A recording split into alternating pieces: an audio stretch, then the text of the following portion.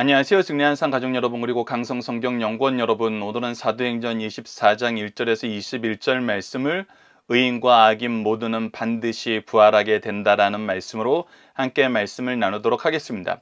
우리가 지난 시간에는 더들로를 통해서 사도 바울을 고발하는 그들의 교묘함을 볼 수 있었습니다. 그들은 철저하게 이것이 시민권의 문제가 아니라 종교의 문제이고, 종교의 문제에 대해서는 자기들의 자치권이 있기 때문에 자신들에게 바울을 다시 내놓아 달라고 벨릭스에게 얘기한 것입니다. 이제 이것을 무너뜨리는 바울의 변론과, 바울은 이것을 무너뜨리는 것이 목적이 아니라 더 중요한 그리스도의 복음을 전하는 것이 목적임을 오늘 본문을 통해서 다시 한번 가르쳐 줍니다. 자, 10절 말씀을 봅시다. 총독이 바울에게 머리로 표시하여 말하라 하니 그가 대답하되, 당신이 여러 해 전부터 이 민족에 무엇이 됐다? 재판장이 된 것을 내가 알고 내 사건에 대해서 기꺼이 변명하나이다 라고 얘기합니다. 이것은 무엇하고 비교가 되냐면, 지난 시간 더둘로가 벨릭스에게 아첨했던 것과 비교가 됩니다. 우리는 세상에 내 목적을 이루기 위해서 그의 악까지도 우리가 칭송하고 그의 악을 우리에게 가장 좋은 것이라고 포장하면서 자기의 신앙적인 지조와 이 민족적인 자존심을 버리는 그런 일을 해서는 안 됩니다. 바울은 정확한 것만 얘기합니다. 그것이 무엇이냐면, 당신이 지금 현재 이 지역의 총독으로 와서 이 문제에 대해서 재판할 권한이 있다는 것을 압니다. 그리고 이것은 우리가 로마서에서도 확인할 수 있던 것처럼 세상 주권자들에게 복종하라라는 것, 모든 주권은 하나님께로부터 나왔으니까 하나님의 통치를 믿고 그것을 인정하라는 바로 그 선을 지키고 있는 것입니다. 하나님에게 돌려야 되는 영광을 그에게 돌리지도 않고, 우리가 인정하지 하기 싫은 것을 거짓으로 나의 이익을 위해서, 나의 어떤 뜻을 이루기 위해서 그렇게 얘기하지도 않습니다. 정확한 얘기만 합니다. 이것이 정말 참된 그리스도인과 자기 목적을 이루려는 거짓 선지자들과의 차이인 것을 우리가 이 시간에 다시 한번 확인했으면 합니다. 그리고 나서 이제 이들의 논리를 무너뜨립니다. 자, 11절을 봅시다. 당신이 아실 수 있는 바와 같이 내가 예루살렘에 예배하러 올라온 지 열 이틀밖에 안 되었고, 여기서부터 이제 방향이 틀린 것입니다. 지금 사도 바울은 무엇하러 왔냐면 이 절기를 지키러 왔습니다. 즉, 절기를 지키러 왔다는 것은 예배하러 왔다는 거예요. 예배하러 온 사람이 성전을 모독할 수는 없어요. 성전을 모독하는 사람이 굳이 예배하러 오려고 노력하지도 않아요. 그는 목적이 예배하러 올라온 거였고, 그리고 올라온 지 며칠밖에 안 됐냐? 열 이틀밖에 안 됐다는 것입니다. 특히나 지금 현재 이 바울에 대한 심리가 닷새 후에 열리고 있으니까, 지금 바울이 와서 예루살렘에 지낸 지는 7일밖에 안 되고 이 사건이 터진 거예요. 그리고 그 7일 동안 바울이 뭐 했는지 아래에서 나타납니다. 자, 12절을 계속하면 보면서 문장을 따라가면서 전반적인 상황을 다시 한번 점검합시다. 그들은 내가 성전에서 누구와 변론하는 것이나 회당 또는 시중에서 무리를 소동하게 하는 것을 보지 못하였으니, 왜 보지 못했습니까? 바울이 뭐 하고 있었기에요? 계속해서 봅시다. 이제 나를 고발하는 모든 일에 대하여 그들이 능히 당신 앞에 내세울 것이 없나이다. 즉, 이들이 지금 내가 소동을 일으켰다 그러는데 그 소동에 대한 증거에 대해서 육하 원칙에 의해서, 아니면 증인을 내려놓고 어떤 말로 어디에서 소동했는지 물어보라는 것입니다. 지금 소동했다고 말은 하는데 소동했다는 증거가 없다는 것입니다. 그러면서 그 증거가 없을 수밖에 없는 이유에 대해서 무엇이라고 얘기하냐면, 18절에 미리 우리가 가운데 중요 내용을 건너뛰고 18절을 보면은, 17절과 18절을 통해서 이것을 먼저 보면은, 여러 해 만에 내가 내 민족을 구제할 것과 재물을 가지고 와서, 지금 예루살렘 지역에는 극심한 이 가뭄이 있었고 그것이 계속해서 해결되지 않고 계속 어려운 상태에 있었던 걸 보게 됩니다. 그래서 많은 사람들이 이 예루살렘 교회를 도우려고 그랬고 유대 민족을 도우려고 했었는데, 그 일에 아시아 지역에 있는 교회들이, 이 헬라 지역에 있는 교회들이 함께 힘을 합쳐서 그에게 구제를 맡겼기 때문에 구제할 것과 재물을 가지고 왔고, 그러면서 무엇을 했냐면 야고보의 권한을 받아들여서 그가 결례에 들어갔잖아요. 즉, 그가 예루살렘에 있던 그 7일이 뭐 하는 시간이었냐면 구불되어서 결례를 행하는 시간이었어요. 이 구분하여서 결례를 행할 때 결례에 여러 가지 모습이 있을 수 있지만 일반적으로 나실인의 결례를 따른다 그러면은 다른 사람들과 대화를 하지 않고 철저하게 구분된 생활을 하면서 하나님 앞에 영적인 모습으로 내려놓는 삶의 모습을, 때로는 금식하는 삶의 모습을 보여주면서 그것이 드러내놓고 되게 돼 있거든요. 내가 지금 결례를 행하기 때문에 여러분들과 기존에 했던 삶의 모든 형식의 교제를 지금 할 수 없습니다라는 것이 드러나 있고, 야고보 사도도 이것을 뭐라고 했습니까? 보여주라는 거였습니다. 보여주라는 거. 왜? 연약한 사람들에게 율법을 따르지 않는다고, 율법을 무시한다고 생각하고 있는 연약한 사람들에게, 잘못 이해하고 있는 사람들에게 그들에게 보여주기 위해서, 그들의 연약함을 돌봐주기 위해서 이 일을 하자라고 했고, 사도 바울은 이 일을 왜 했습니까? 바로 연약한 사람을 돌봐주기 위해서 했던 것을 우리가 앞에서 확인할 수 있었습니다. 그리고 이것이 보여진 것이기 때문에 그가 할 수 없는 것이 무엇이었냐면 바로 모임이었습니다. 18절에 계속 보면 모임도 없고 소동도 없이 성전에 있는 것을 그들이 보았나이다. 제가 성전에 있었지만 뭐 하면서 있었냐면 이 결례를 행하면서 있었기 때문에 모임도 없고 소동도 없었습니다. 그리고 이들이 나를 공격하기 시작한 그때가 언제였냐면 이 결례를 끝내고 이 부분에 대해서 이제 모든 것을 다 끝마치고 성전에서 나왔을 때 일이란 거예요. 앞서에서 봤던 것처럼 드로비모와 시장에 있었어요. 성전에 같이 있었던 것이 아니에요. 그러니까 이것에 대한 증인이 너무나 많은 것입니다. 그래서 자기가 무엇한 것은 말이 안 된다는 거예요. 지금 더두를로를 통해서 성전을 더럽혔다라는 이 주장은 우선 말이 안 된다는 것입니다. 그리고 소요하게 했다는 것과, 자, 우리가 아래 미리 적어놨는데 지난 시간에 살펴봤던 5절과 6절에서 이 사도 바울에 대한 죄목을 세 가지로 봤잖아요. 이 사람은 소요하게 사는 사람이다. 그리고 나사렛 이드단의 우두머리이기 때문에 이 사람은, 이것은 우리의 종교적인 문제다. 그리고 이 종교적인 문제에서 절대 용서할 수 없는 것은 이 성전을 더럽게 한 일이었다. 근데 지금 무엇이 사도 바울의 변론에 의해서 탄핵이 된 거예요? 소요를 일으켰다는 것은 지금 시간이 없었어요. 와서 바로 결례에 들어갔고, 결례가 끝나고 나서 이 일이 있었는데, 결례를 행했기 때문에 내가 누구하고 말하거나 누구하고 어떤 변론하면서 성경 공부할 시간이 없었어요. 그리고 오히려 나는 예배드리러 왔고, 이 결례를 어디에서 행했냐면 성전에서 행했다는 거예요. 그래서 성전을 더럽게 한다는 것은 있을 수가 없던 일이고, 이 부분에 대해서 나의 이야기를 얘기해줄 증인은 너무나 많고, 내가 소유하게 했다라는 증인은 찾을 수 없다라는 거예요. 찾아보시라는 거예요. 나아보라는 거예요. 그런데 중요한 것은 이 두 부분이 아니라 가운데 두 번째 이론입니다. 지금 이 변론하는 방법은 여러분들, 우리 가운데 부분이 너무나 중요해서 얘기하는데 나중에 얘기하려고 미리 뒷부분을 한 건데, 이 순서대로 지금 변론하는 것을 보게 됩니다. 제가 소동하는 것을 이 사람들이 보지 못했습니다 하고, 두 번째 나사렛 이단의 우두머리라는 것 가운데 하고, 그 다음에 내가 성전을 더럽게 했다는 것은 말이 안 됩니다. 그래서 이 사람의 주장의 순서대로 하나 다 변론하여서 탄핵하고 있는 거예요. 근데 핵심은 무엇입니까?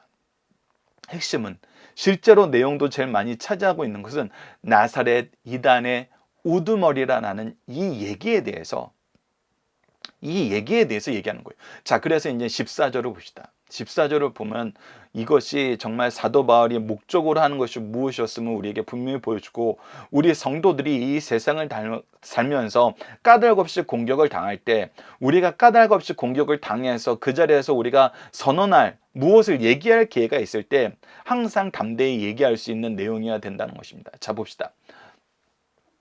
14절을 보면 그러나 이것을 당신께 고백하리니, 그런데 이 사람들의 주장에 대해서 내가 다 혐의가 없음을 얘기하지만 내 스스로 당신한테 고백할 것은 있습니다.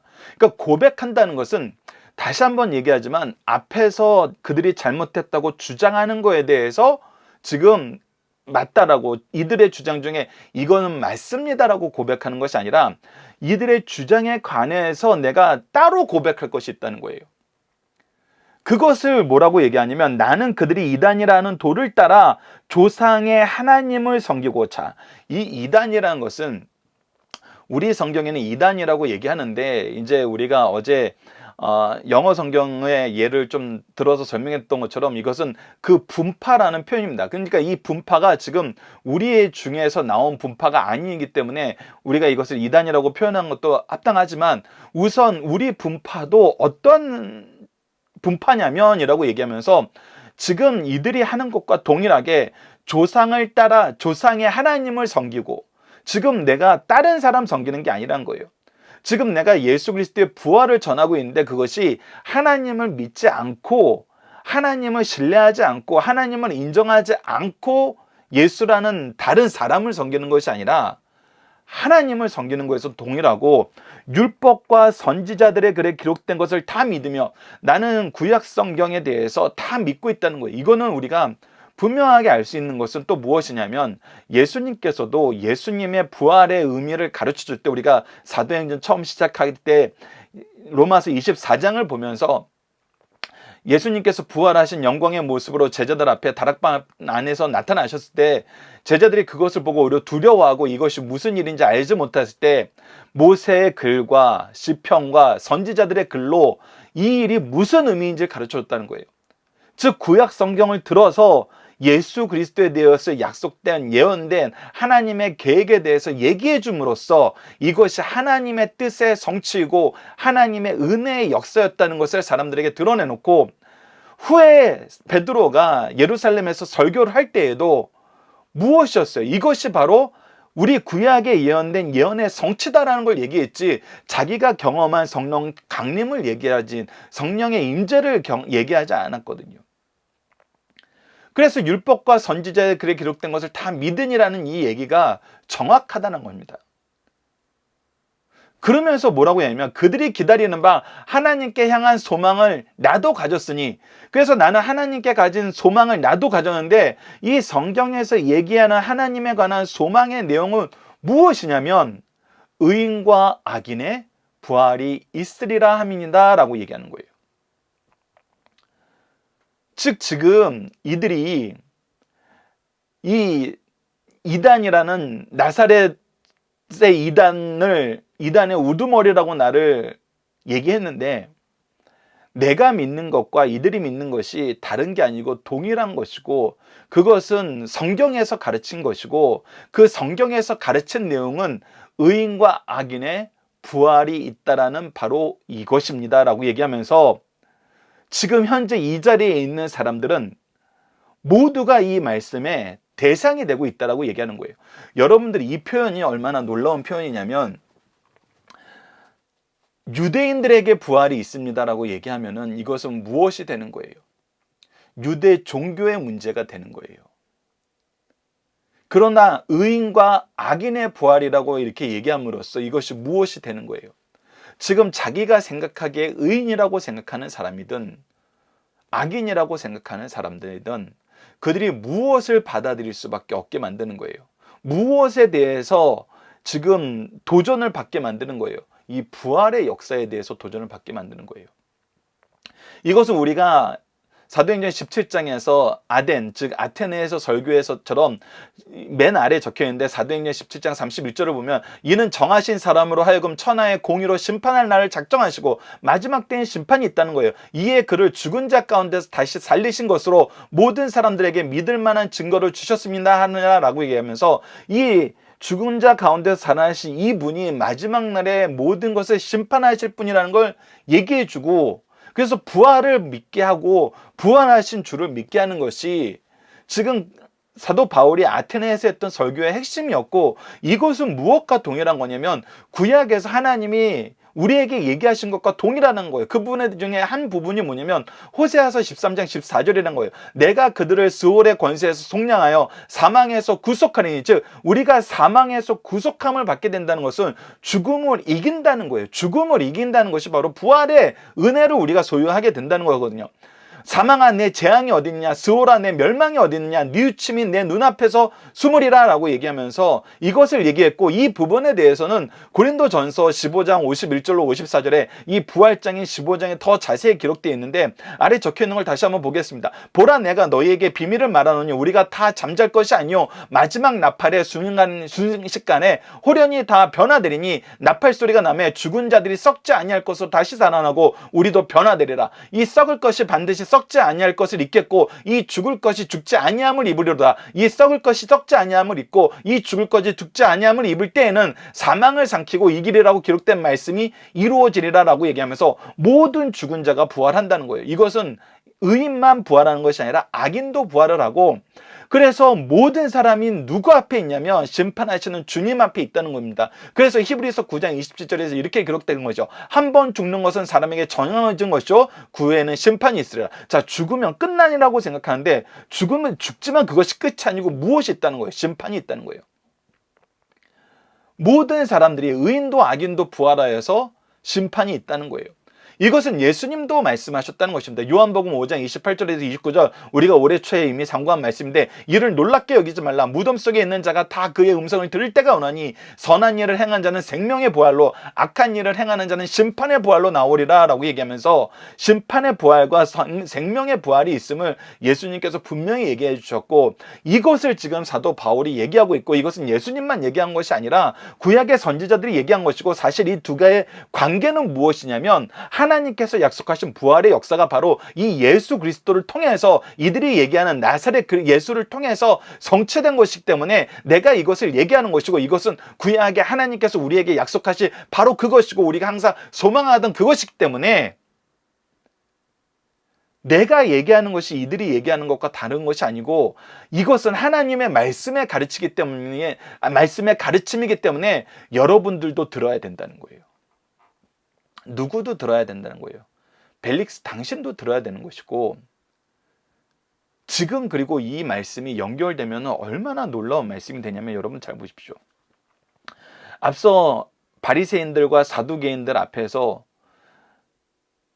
사두개인들은 부활이 없다는 거로 부활에 대해서 내가 전함으로 내가 이 일을 겪게 되었다 했을 때 어떻게 됐어요? 이들이 서로 싸웠어요. 근데 그들에 대해서 좀 다시 한번 교육을 시키는 것입니다.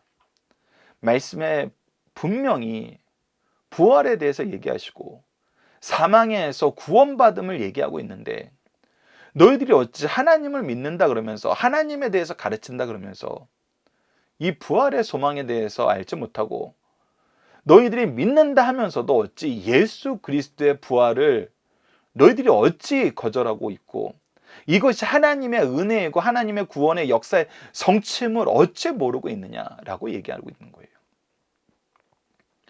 모든 사람들에게 무엇을 전하는 것입니까?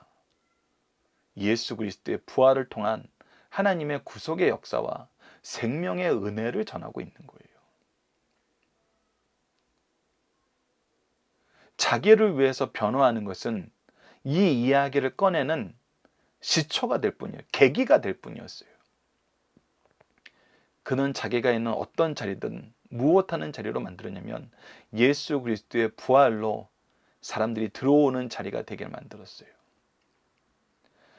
이 능력이 바로 예수님께서 성령을 통해서 우리에게 약속한 그 능력이라는 것입니다.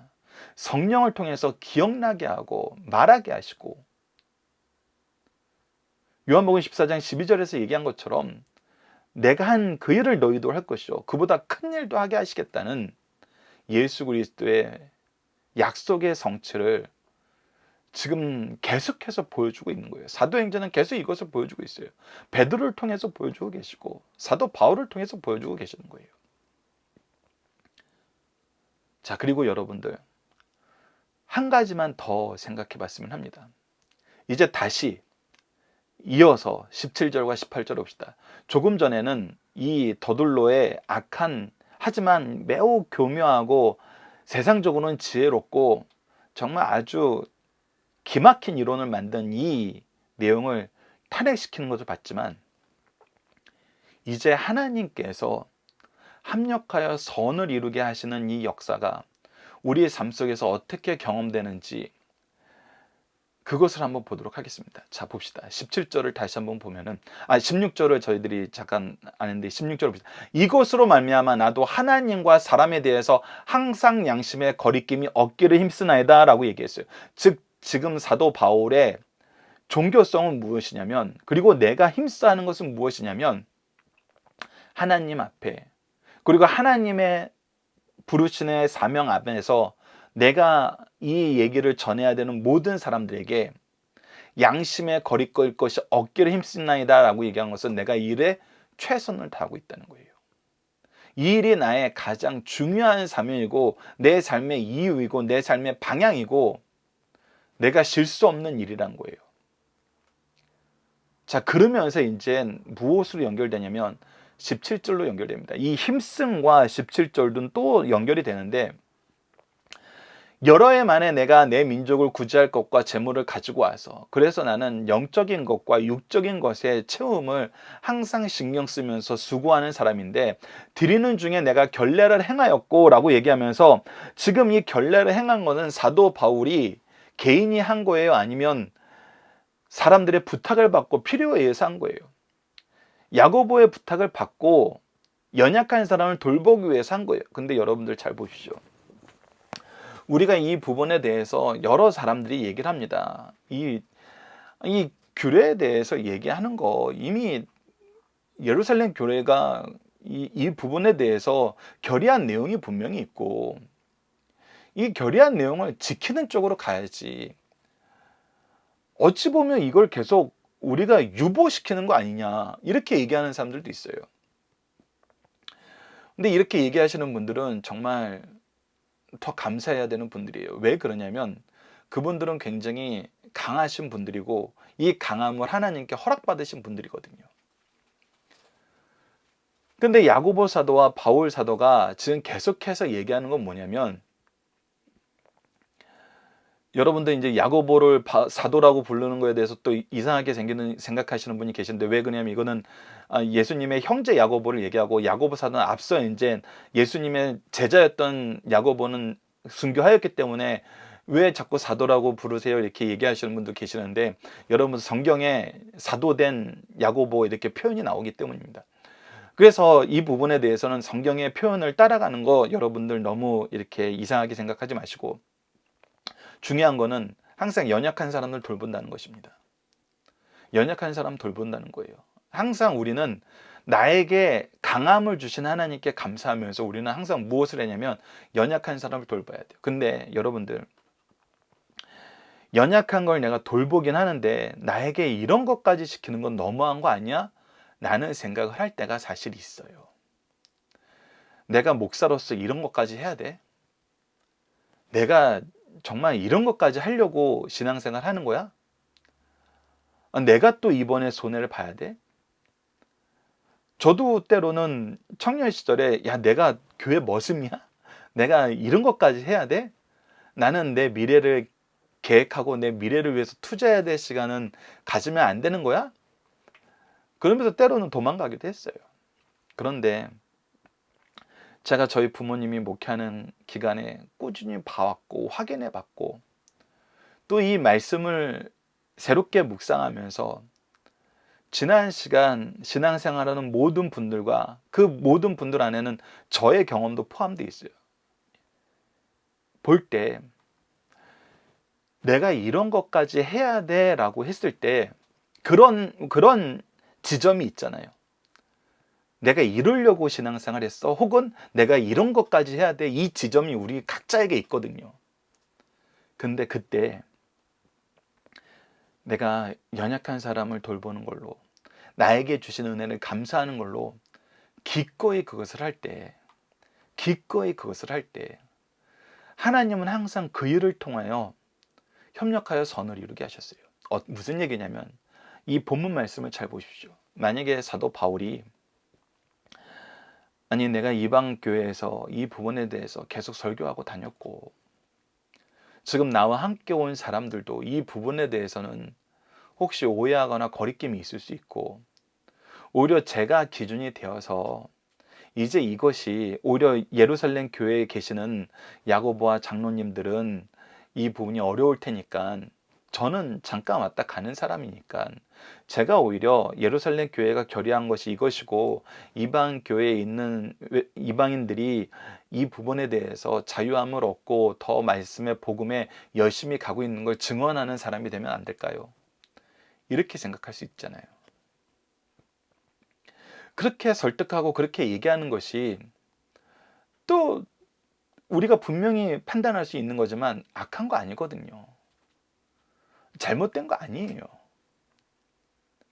근데 사도 바울이 뭐 한 것입니까? 연약한 사람을 돌보기 위해서 예루살렘 교회 지도자들의 권면을 받아들인 거거든요.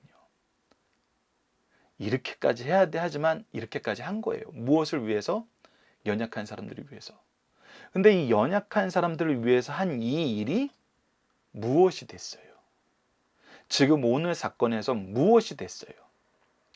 그의 무죄를 증명하는 증거가 되었어요.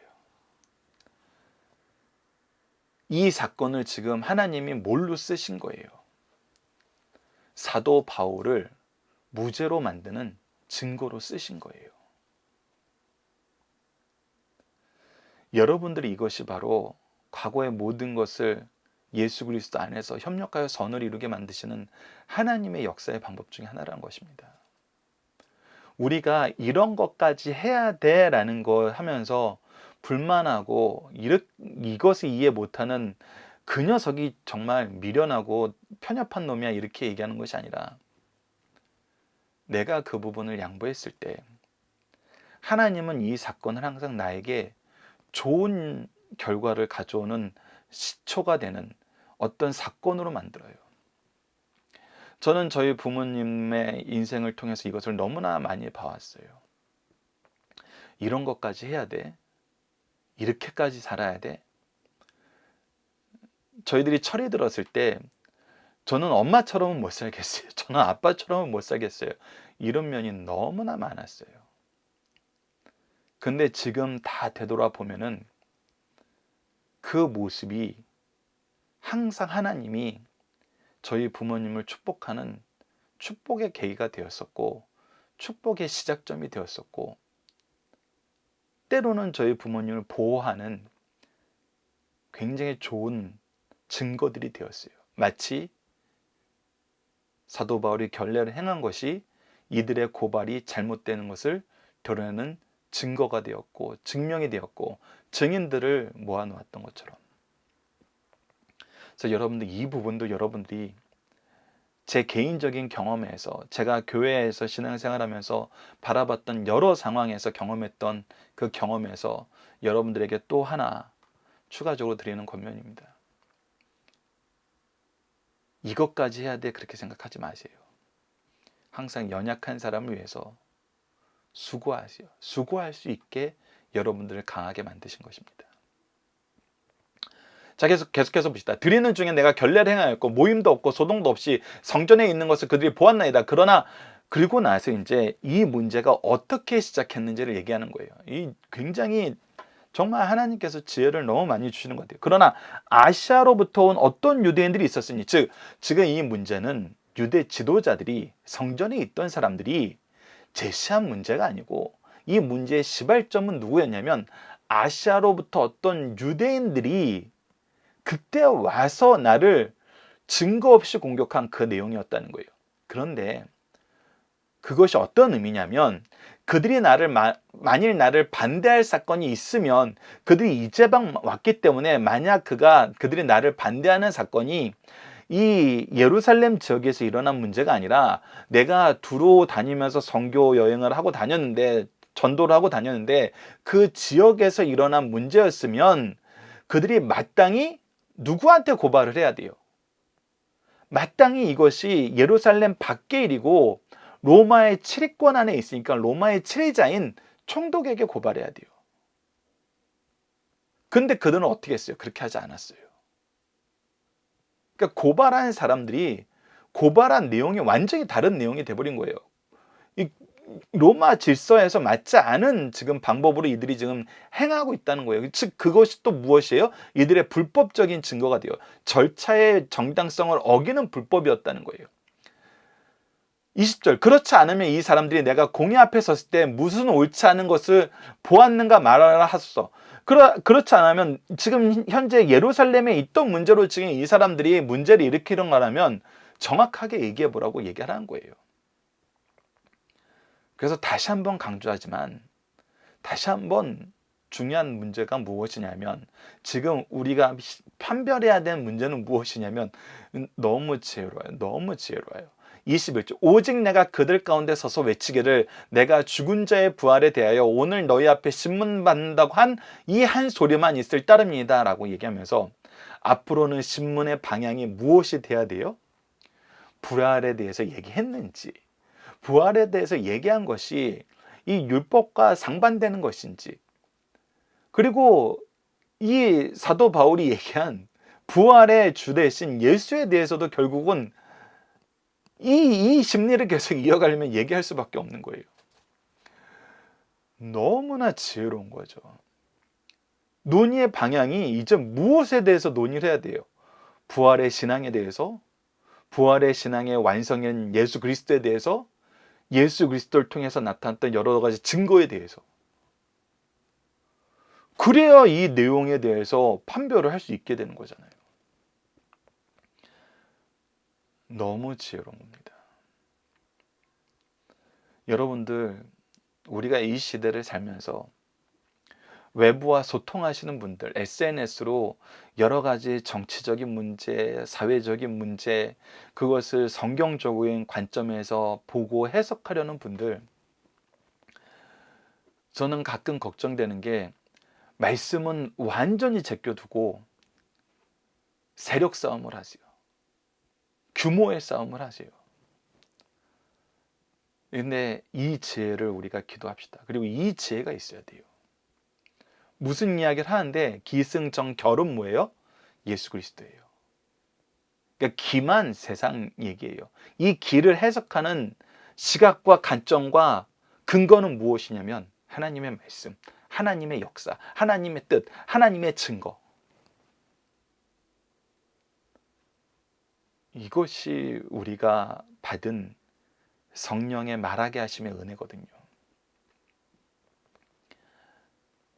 여러분들, 사도행전을 보면서 우리가 이것을 경험하지 못하고 이 은사를 사모하지 못한다면은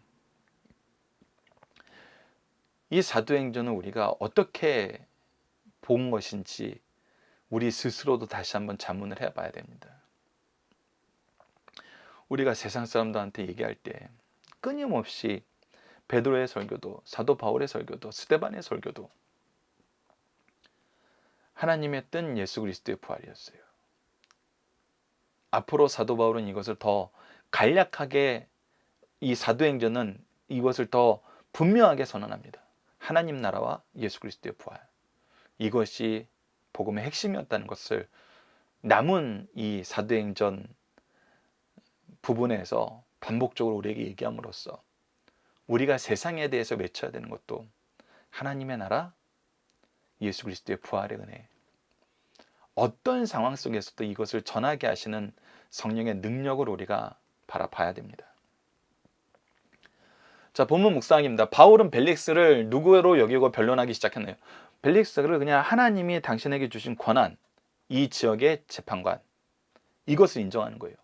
그 외에는 막 아부하거나 하나님께 돌려야 될 영광을 돌리거나 민족들에게 상처를 주는 말을 하지도 않아요. 거짓말을 하지 않는다는 거예요. 자, 두 번째, 바울은 더들러의 고발이 틀렸으면 어떻게 증명합니까?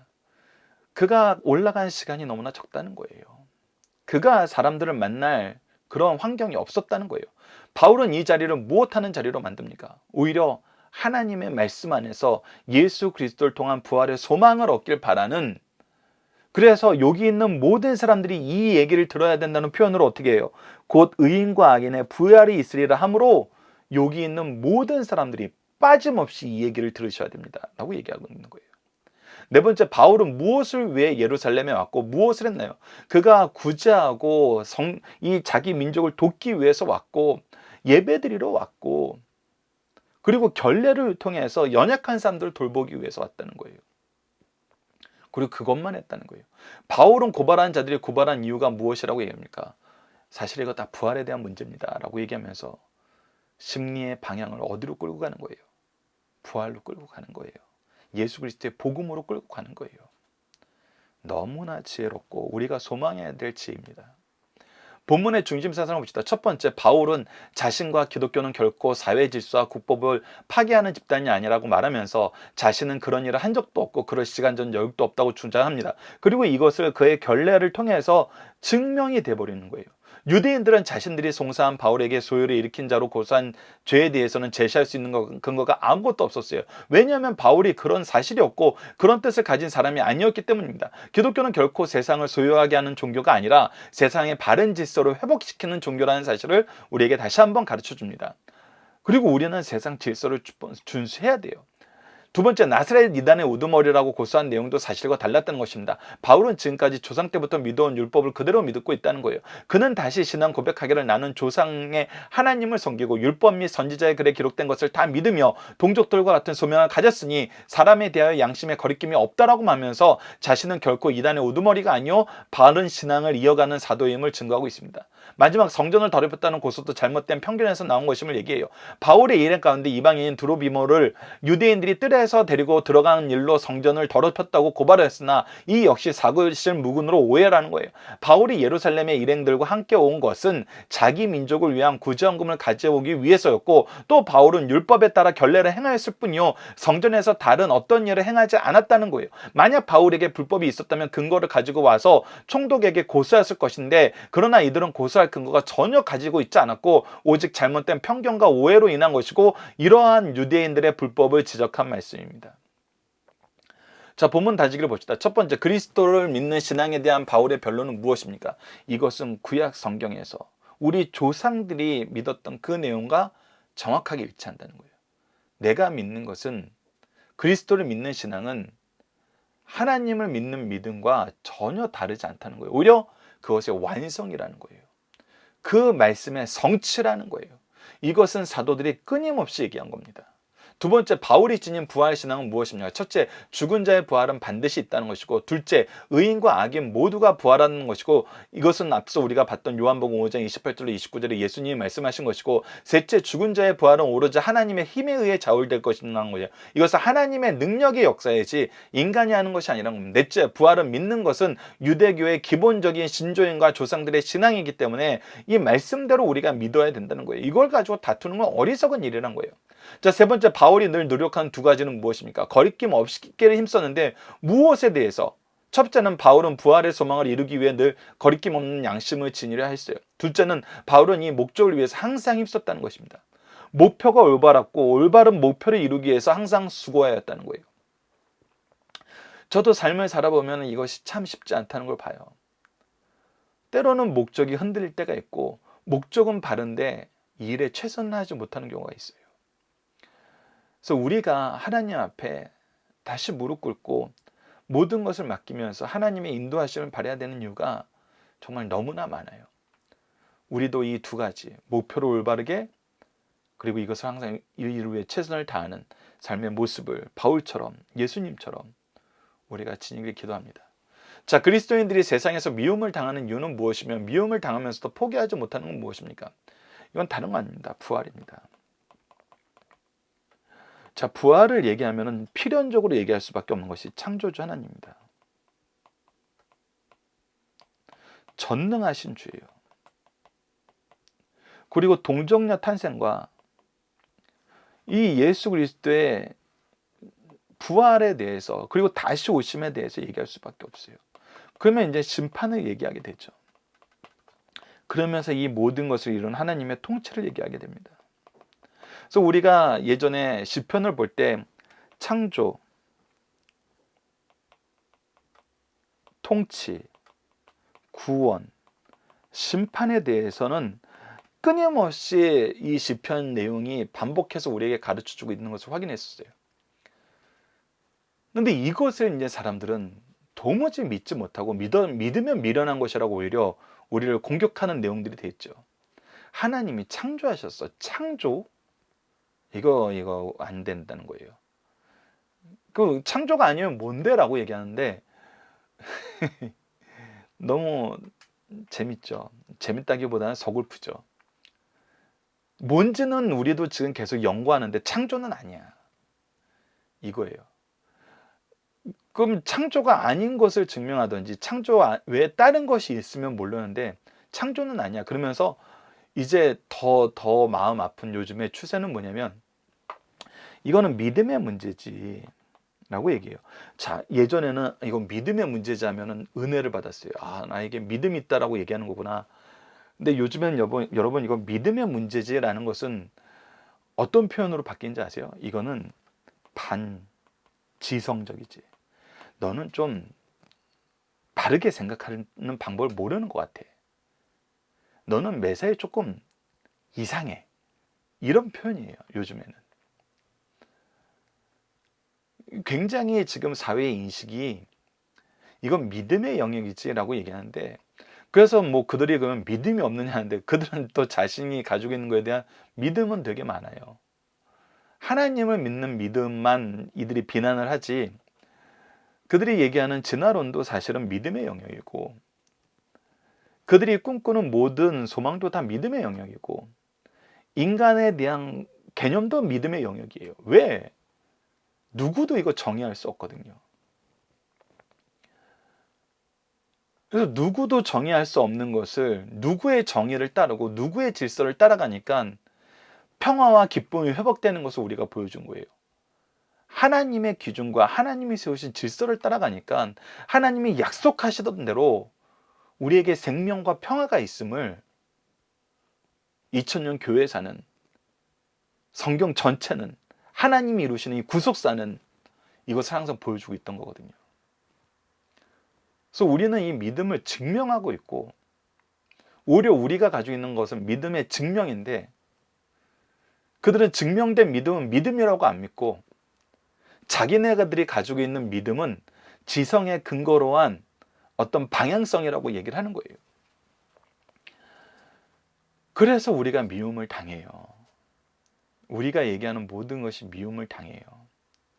근데 동시에 미움을 당한다고 우리가 이것을 얘기하지 않을 수 있나요? 오늘 사도 바울의 이 재판 과정에서 나타났던 그 놀라운 능력을 보세요. 성령의 말하게 하심.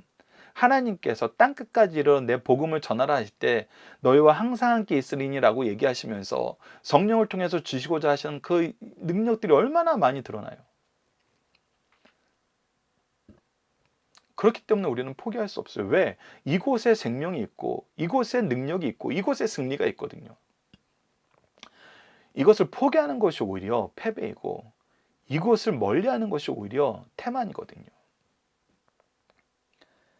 그래서 우리는 부활 때문에 미움을 당하고 아이러니하게도 이 부활 때문에 승리하게 됩니다. 자, 이번 주 공동 기도 제목은 부활의 소망 속에서 구원의 사명을 감당하며 흔들림 없이 믿음을 지키게 하여 주소서입니다. 오늘 본문 말씀을 통해서는 세상에서 우리가 미움을 당하는 이유도 예수 그리스도의 부활의 은혜이고, 미움을 당하면서도 포기하지 못하는 것은 그리스도의 부활의 은혜를 전하는 것임을 경험합니다. 세상의 다양한 모습과 다양한 이유로 우리를 미워하나 그 근본을 알게 하시고 유혹당하여 부활의 기쁜 소식을 전하는 것을 멈추지 않도록 우리를 지혜롭게 하시고 담대하게 하여 주소라고 기도하는 우리 승리하는 삶 가족 여러분들, 강성성경 연구원 여러분들에게 기도합니다. 감사합니다.